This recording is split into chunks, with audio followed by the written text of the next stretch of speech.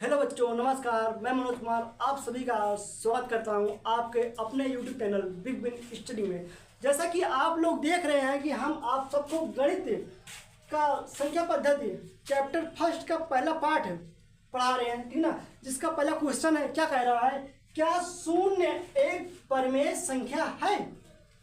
क्या शून्य एक परिमेय संख्या है? क्या इसे आप p/q के रूप में लिख सकते हैं? जहां बता रहा है p और q दोनों क्या है, पूर्णांक है। पूर्णांक को हम कैपिटल Z से प्रदर्शित करते हैं, याद रखिएगा आप लोग।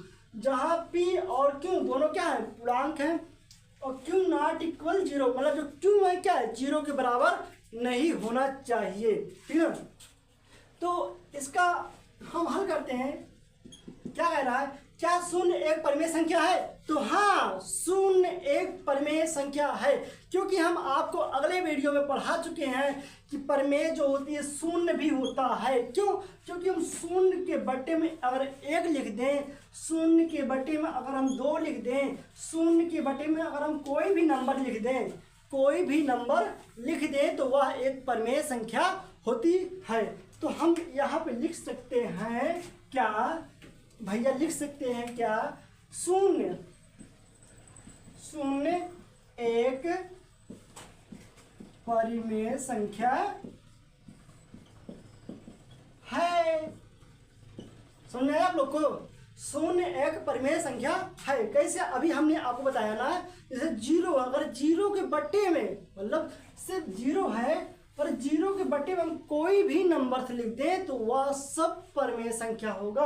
अगर हम शून्य को किसी भी नंबर से भाग देते हैं तो उसका आंसर जो आता है, भागफल जो आता है, क्या आता है भैया, शून्य आता है। क्या आता है? शून्य आता है। इसलिए हम 0 को परिमेय संख्या बोल सकते हैं। अगर यहीं पे अगर हम बोल दिया जाए, अगर हम बट्टे में अगर 0 मान लें, ऊपर मान लो नंबर मान लेते हैं, क्या ऊपर नंबर मान लेते हैं, अगर नीचे 0 मान लेते हैं, क्या 0 मान लेते हैं, शून्य मान लेते हैं। अगर हम 0 को 1 से डिवाइड करेंगे तो क्या हो जाता है, इनफिनाइट हो जाता है, जो अपरिभाषित है, जिसकी हम परिभाषा ही नहीं कर सकते, ठीक ना। तो एक क्या है, परिमेय संख्या नहीं है, ठीक ना। ये क्या है, परिमेय संख्या नहीं है। तो इसमें फिर कह रहा है क्या इसे आप p/q के रूप में लिख सकते हैं? तो हाँ, शून्य एक परिमेय संख्या है, इसे हम p/q के रूप में लिख सकते हैं। और क्या बता रहा, कंडीशन बता रहा है, q के बराबर 0 नहीं होना चाहिए। इसका मतलब है कि हम p के बराबर 0 को लिख सकते हैं, p के बराबर 0 को लिख सकते हैं, ठीक ना।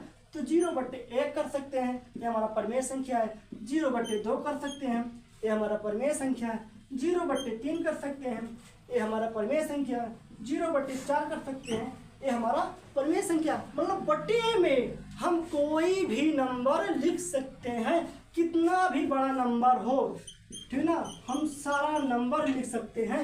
ये सब क्या है, परिमेय संख्या है।